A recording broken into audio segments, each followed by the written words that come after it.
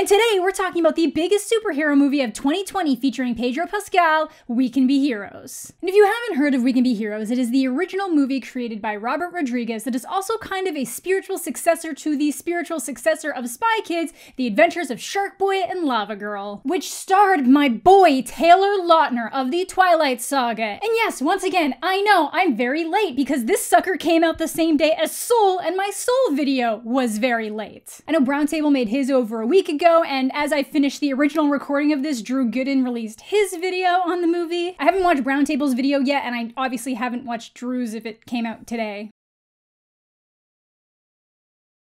But I felt drawn to making a video about this movie because I was a kid at the peak popularity of Spy Kids, and this just seems like the type of movie that is screaming for YouTubers to cover it. So again, as mentioned, this was originally supposed to be a completely new and original story for Netflix by Robert Rodriguez, with no connections to his other movies. But that kind of went out the window. It's still not a sequel. It's essentially just the story of a bunch of kids who have superpowers, and their parents are these superheroes in a group called the Heroics, and they have to come together as a team to save the day. And at some point, someone was like, hey, why don't we add Sharkboy and Lavagirl to this? Which doesn't really make sense, but that's what they did. However, even though it isn't a sequel and it was commissioned as a completely new story, Letterboxd let me know that in certain areas it is being marketed as a sequel to Sharkboy and Lavagirl. When I go to look up the movie on Letterboxd, it lets me know that the Portuguese title is specifically The Adventures of Sharkboy and Lavagirl 2, We Can Be Heroes. So you can understand the confusion of some people. But when I heard they were making this and bringing back Sharkboy and Lavagirl, I was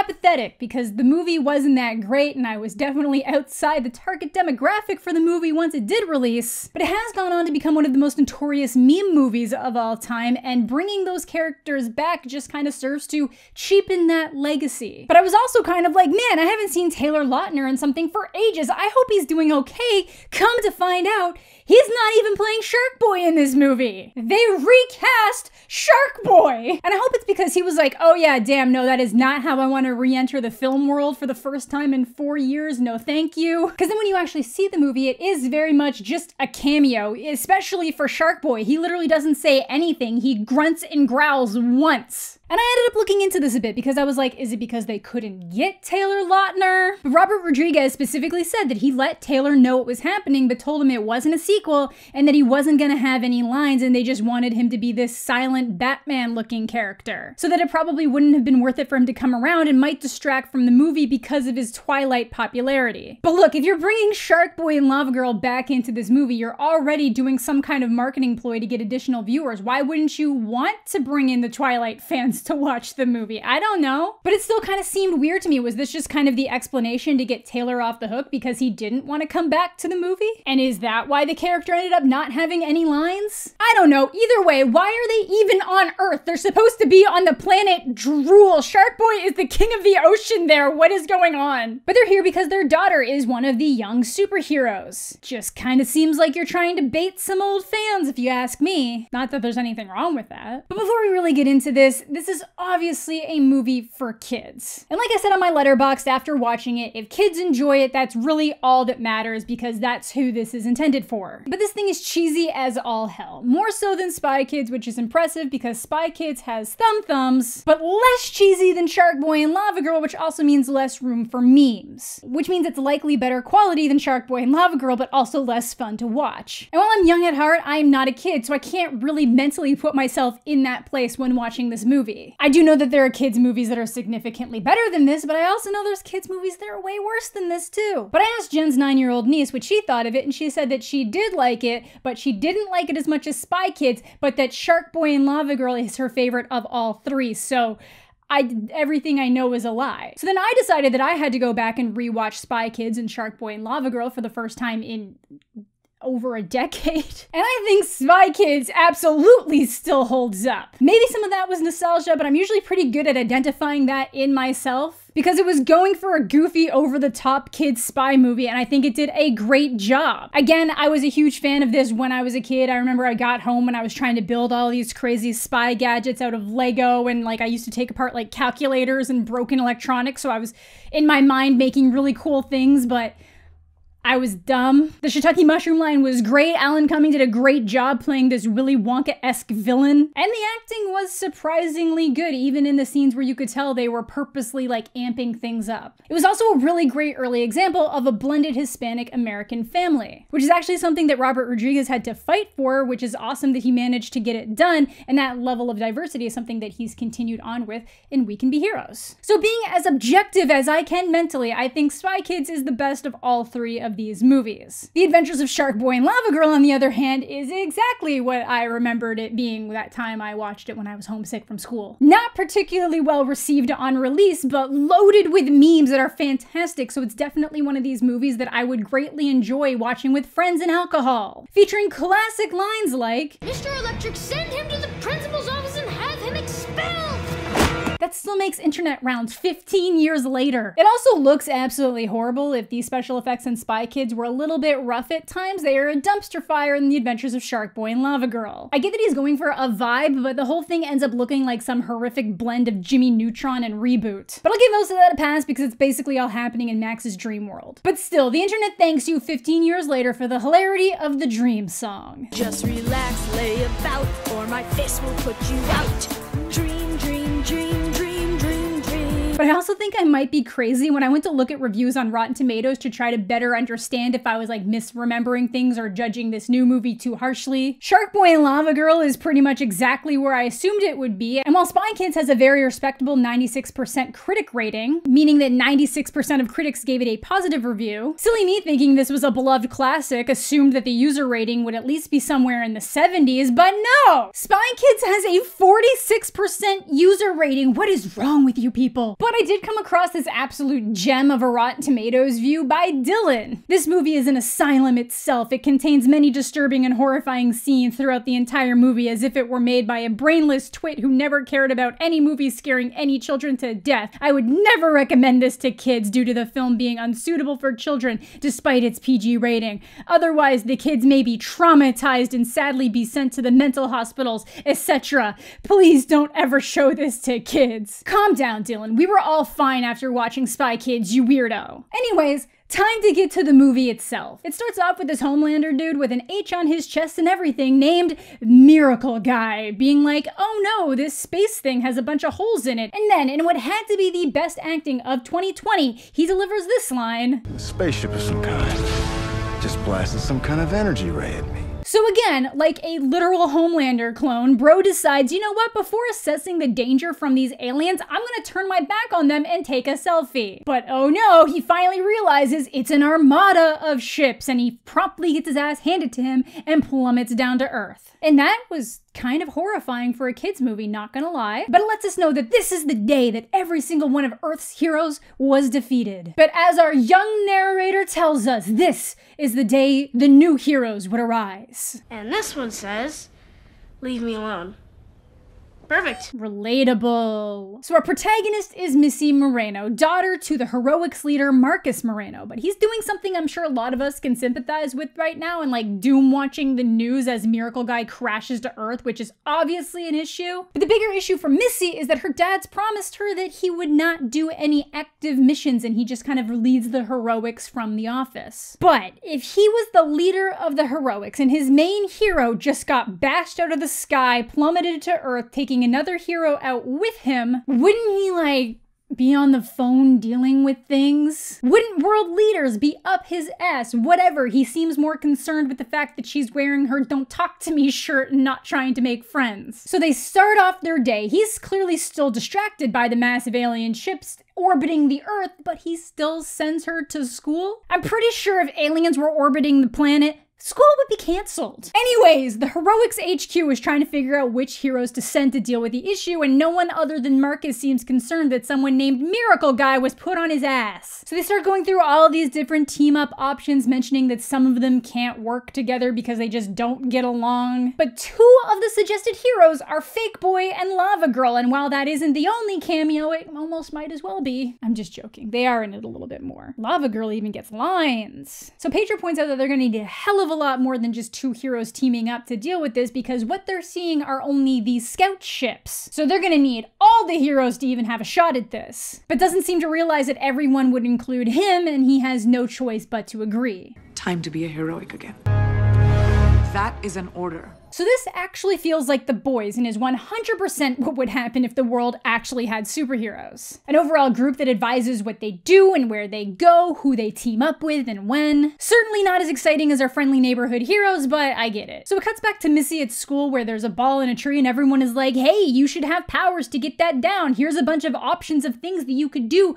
with powers to get that down, even though you've repeatedly told us that you don't have any powers. And I get that her not having powers doesn't invalidate her as an individual, and she can still have the ability to be a hero just the way she is, but that would suck. I'd feel so incredibly cheated if my dad was a superhero and then I didn't get any of those residual powers. So now they send the heroic Secret Service to pick her up from school, and again, why did they even bother sending her to school if they knew that there was gonna be this huge alien attack thing happening? So they set her up in the class that all the other superhero kids that she's not a part of go because she never got her powers. So we have Wheels, who is Miracle Guy's kid, whose muscles are apparently so strong and developed that he can't walk because his bones wouldn't be able to handle it, but it also means he's super intelligent. And this girl, Oho's powers are apparently genius drawing, but I think it's because she's quite obviously telling the future, which for some reason no one's caught on to yet, and these drawings aren't particularly genius, like it's better than I can do, but I'm surprised no one questioned that yet. And then this chick just pops up singing, and I guess she can sing at frequencies so low that she can make things float and fly, which is quirky. I like it. But yeah, there it is. This is pretty obvious that she's drawing the future. This kid's dad is basically the Flash, but he moves in slow motion because for some reason he's stuck in a time loop. There's rewind and fast forward. This kid with stretchy limbs. This guy can manipulate his face and mimic people. Then there's the badass leader, Wildcard, whose powers are literally everything you could possibly imagine,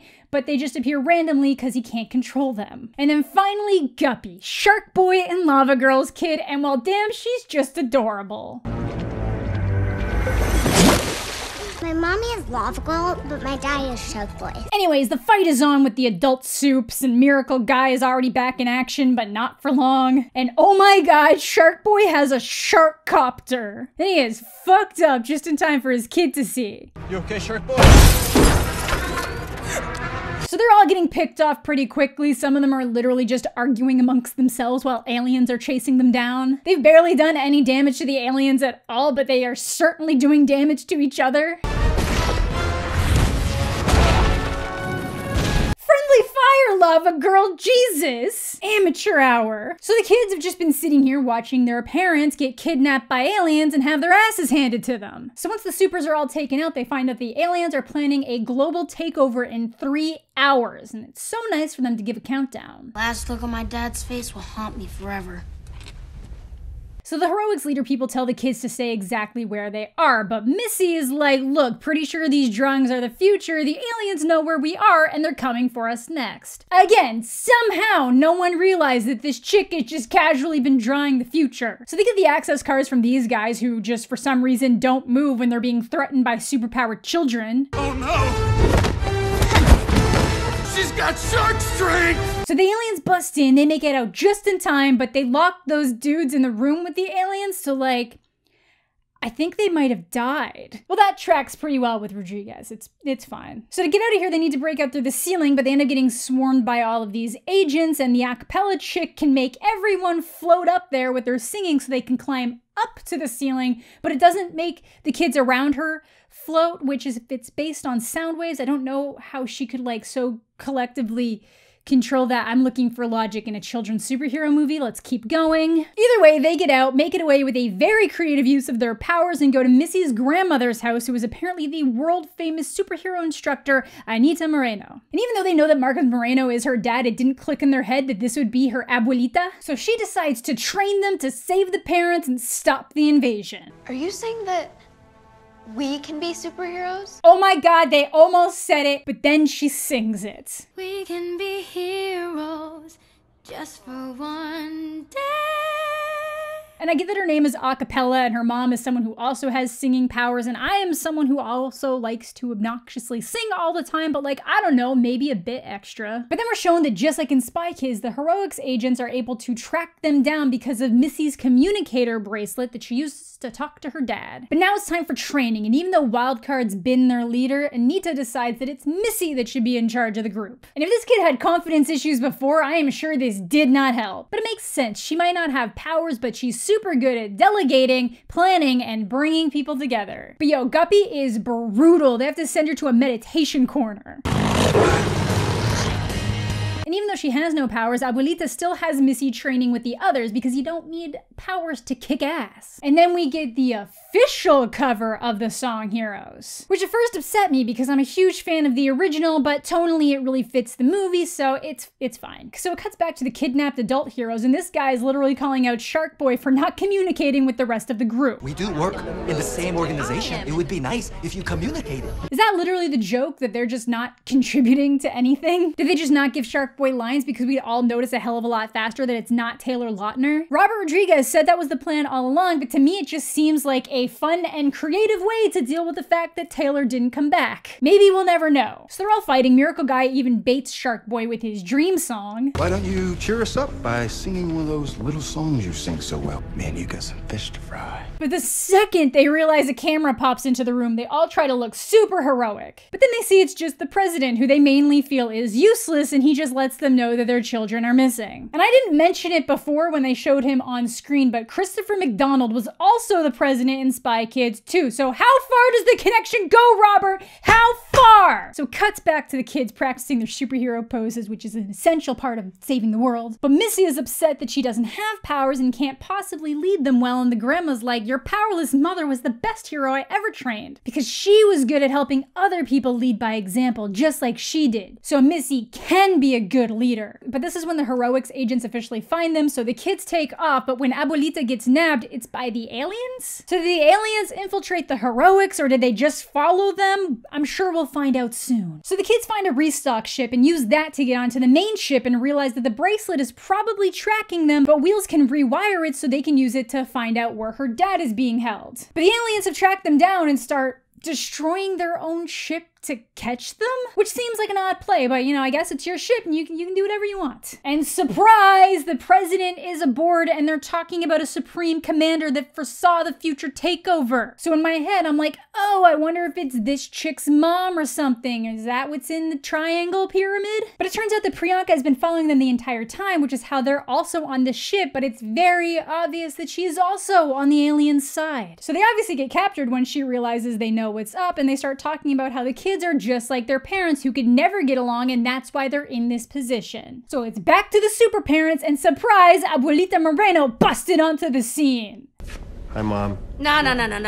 John. Hi, Mom. Me. And she is super upset at how these people she's spent so much time training are behaving. But what was perhaps my favorite reveal of the entire movie is when Wheels finds out that the president's name is an anagram for I'm an alien. Spell Nailanomi backwards and you have I'm an alien. Amazing. So Missy starts baiting all the kids to cry so Guppy has some water to bust out her powers with, and instead of going all showy, she uses them to make a key. That is some tangible water. So they get out, and Wildcard seems to disagree with Missy's plan and pulls the face shift kid with him to go look for their parents, and then starts a random fight with him, while the other kids end up having to fight some aliens on their way to disable the invasion rockets. So they work together, kick ass. This 4-year-old takes out a bunch of grown men, and their parents are super impressed. But it looks like they managed to catch Wildcard, who they are after specifically because he can't really control his powers that well, and they were worried he might blow up the ship. And damn, that little future teller is the baddie, and she points out how they're just like their parents and can't work together at all. But surprise, that was Missy's plan all along. Earlier on, Missy realized that Oho accidentally revealed in her drawing that she was an alien, so Missy planned with Wildcard to bamboozle the aliens by getting Facemaker to pretend to be Wildcard and distract the aliens while the real Wildcard breaks into the control room. And they somehow knew that Wildcard would be the capture priority. I don't know why it would have mattered who was making the distraction, but It's fine, I guess. But either way, he manages to disable the shield and has to hold the aliens off. But now this little alien spy can draw things into existence and make something right out of Sharkboy and Lavagirl. And the big reveal, because Wildcard now believes in himself, he can control his powers. Electricity fingers. So he's literally undefeatable. He just has to think or say a power out loud, and it just happens with absolutely no limitations. That just seems concerning for a child to have access to. So they're all fighting these alien art monsters. Guppy makes this shark thing out of liquid alien goo metal because I guess it doesn't have to be water specifically. Takes a bunch of them out. Fake Boy still doesn't speak. Go, Guppy, go! But then she can obviously just draw more because they don't take care of the iPad situation. My iPad's definitely missing that update. But Missy climbs out on a Noodle Arms tightrope to lure them in, and then Acapella just starts singing for completely unknown reasons, and her mom joins in from where they're being captured. And I don't know, like maybe just read the room, guys. Also, if she has to use the low notes to make herself and other things fly, how can she fly when she's just regularly singing? I need to stop looking for logic with her powers specifically. So this thing has 2 different covers of heroes in it. Impressive. So the monsters go out to try and grab her, so she signals Noodles to drop his arm, and they plummet down, but he grabs her just in time. We can be heroes. So while all this was happening, Wheels made a replacement motherboard to trick the computer into thinking it already launched the invasion, but it gets knocked down below. So Slow-Mo jumps down because he's the only one who wouldn't die because his time loop also affects gravity, I guess. Grabs the replacement motherboard, Wildcard saves Slow-Mo, and they swap it with 1 second to spare. But then the takeover still happens, but it's just their parents walking out of this pyramid. Because I guess that was the takeover of power from their parents. Things aren't going so great on Earth, and all the kids are going to inherit those problems, so they might as well get to work now. Okay, little bit too close to home. The world was dying when I was a kid, and it's dying even more now, and I can't do shit about it large scale. But yeah, the parents kind of suck at their jobs. They never get along, they cause a ton of damage, so the aliens wanted to accelerate the transfer of power to the children. Because for this alien race, it's the children who are in charge. The children are the future. Now listen, you can teach them well, but buddy, you have got to let them lead the way. So this kid isn't technically a baddie. They're like a foreign government trying to exert power over another nation to help. Right down to the placing of a shell president and infiltrating multiple government agencies, and no one is concerned at all. How do you explain this away? Like, hey guys, we're the most powerful nation in the world, but we were completely infiltrated by an alien race, and they've decided that it's our kids that need to fight off destruction in the world now. But I get it, power to the kids, rock on. All the parents start to reunite with their kids, everyone's super proud.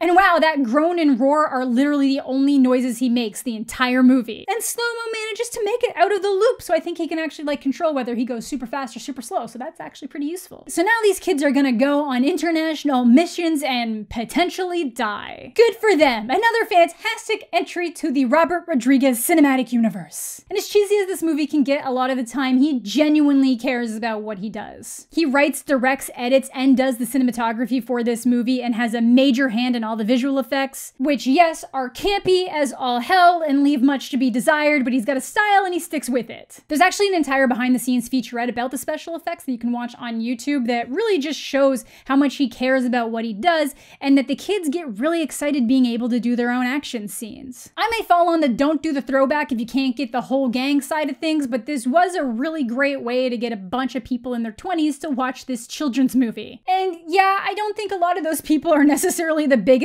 fans of this. Sharkboy and Lavagirl fans feel like they were baited into watching this, even though they've been pretty open the entire time that this wasn't a sequel. And if they did decide to do a sequel, maybe then they'd be able to get Taylor Lautner back, because a lot of people are genuinely upset that he's not in this. But the target demographic, again, was kids, and it seems like they're enjoying it, and that is literally all that matters. There's nothing offensive about this movie. It features a diverse cast of characters and abilities. It's cheesy as all hell, but I also don't know what people were expecting based on Sharkboy and Lavagirl. But it doesn't end up entering that area of so wacky and bad that it ends up being hilarious, which I personally feel was a missed opportunity, but what do I know? So that is We Can Be Heroes. Did you watch it? Did you love it? Did you hate it? Do you have kids who really liked this? Do you feel disappointed? Did you think it was a Sharkboy and Lavagirl sequel? I personally feel like it was perfectly average, but if you enjoyed it, that's awesome because the world is kind of a rough place. So anytime you can find something that brings you joy, that is awesome. So thank you all so much for watching today's video. Thanks as always to my Patreon supporters. Subscribe to the channel if you're new. Leave a like on the video if you're into that kind of thing. I hope you're all having a fantastic day. I'm mostly okay, and we'll catch you all later. If I keep doing too many kid movies in a row, is YouTube gonna get like really confused with all the 50 Shades stuff?